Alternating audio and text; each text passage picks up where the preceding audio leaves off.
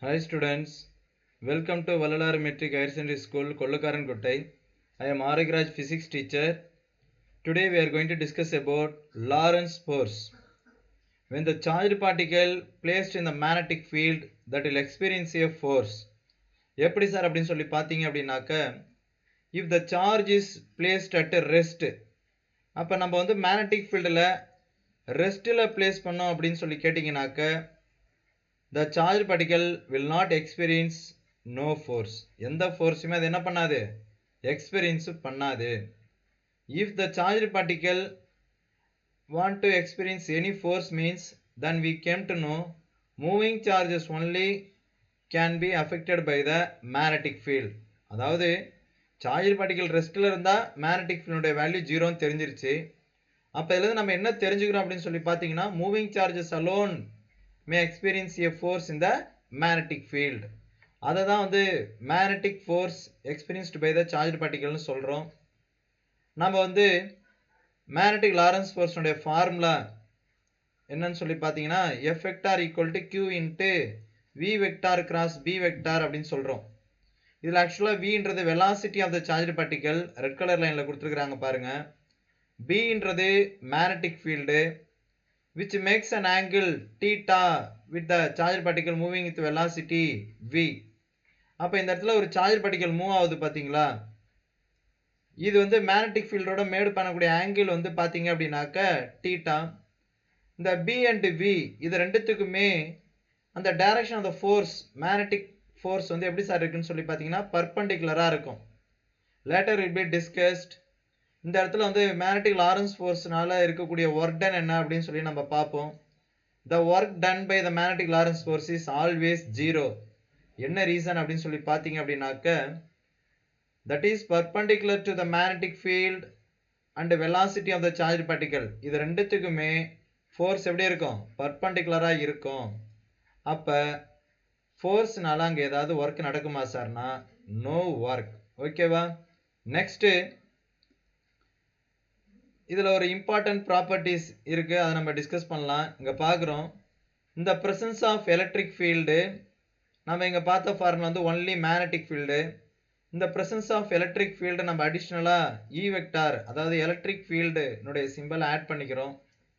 இது வந்து சம்டைம்ஸ் 1 மார்க்ஸில் கேட்பாங்க. வெக்டார் ஃபார்மில் கேட்குறப்ப நம்ம வந்து இதை வி கிராஸ் பியில் தான் எழுதணும் சார். பி கிராஸ் வி அப்படின்னு போட்டிங்கன்னா முன்னாடி நெகட்டிவ் சைன் போடணும், அதை இன்டர்சேஞ்ச் பண்ணிங்கன்னா அப்படி முன்னாடி மைனஸ் பண்ணணும். அப்படி மைனஸ் சைன் கொடுக்காம இப்படியே போட்டிருந்தாங்க அப்படின்னாக்க அது வந்து ராங் ஆன்சரு. சம்டைம்ஸ் 1 மார்க்ஸில் கேட்பாங்க. when it is written in magnitude form, இது எப்படி சார் மேக்னிடியூடில் எழுதுறது அப்படின்னு சொல்லி பார்த்தீங்கன்னாக்க, F equal to BQV sin theta. ஏன்னா கிராஸ் ப்ராடக்டில் இருந்தாலே நம்மளுக்கு வந்து சைன் தீட்டா வரும், டாட் ப்ராடக்ட் இருந்ததுன்னா காஸ் தீட்டா வரும்.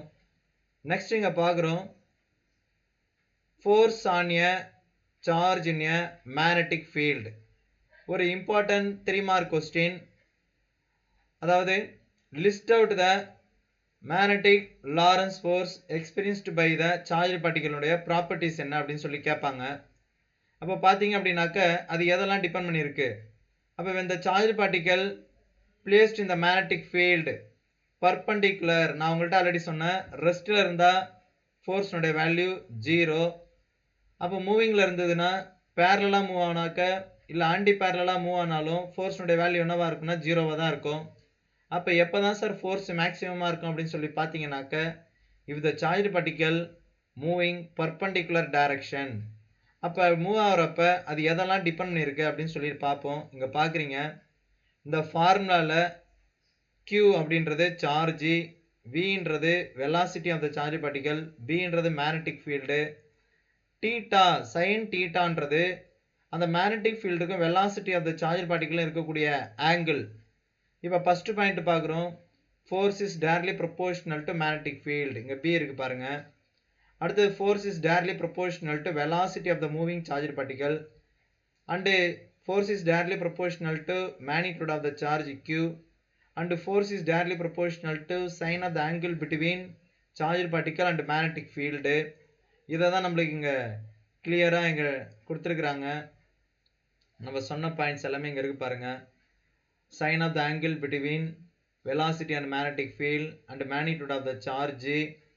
அடுத்தது force வந்து எப்பவுமே perpendicular இருக்கும் V and B க்கு. அதனால force does not do any work in the magnetic field. அடுத்தது next இங்க என்ன சார் டயகிராம்ல பிளஸ் சார்ஜுக்கு upwardல இருக்கு force, நெகட்டிவ் சார்ஜுக்கு downwardல இருக்குனா sign change ஆகிறப்ப direction of the forceம் change ஆகும். But anyhow the force always perpendicular to both the magnetic field and the velocity of the charged particle, so that it will not do any work. Next வந்து பாத்தீங்கன்னாக்க if the charged particle moving perpendicular move ஆச்சுனாக்க force வந்து மேக்ஸிமமா இருக்கும். எப்படின்னு சொல்லி பாத்தீங்கன்னாக்க theta equal to 90 degree அப்படின்னு போட்டீங்கன்னா you will be get Fm equal to QVB. If the charged particle moving along the magnetic field அப்படினா theta னுடைய வேல்யூ 0 ஆயிடும். அப்ப F னுடைய வேல்யூ என்னவாயிடும்? 0 ஆயிடும். ஓகேவா? நெக்ஸ்ட் டெஸ்லா அப்படின்றது என்ன சார்னாக்க if the unit charge moving in the magnetic field with a unit velocity then it experiences a unit force. அதான் டெஸ்லான்னு சொல்றாங்க. இது ஆக்சுவலா வெரி சிம்பிள். எப்படி சார்னா நம்ம ஆல்ரெடி magnetic field unit தான் Tesla. magnetic fieldனா force experienced by pole strength. அப்போ force நோட unit தான் நியூட்டன், pole strength நோட யூனிட் தான் ஆம்பியர் மீட்டர். அததான் இங்க கொடுத்திருக்காங்க நியூட்டன் பை ஆம்பியர் மீட்டர். ஓகேவா? Thank you students.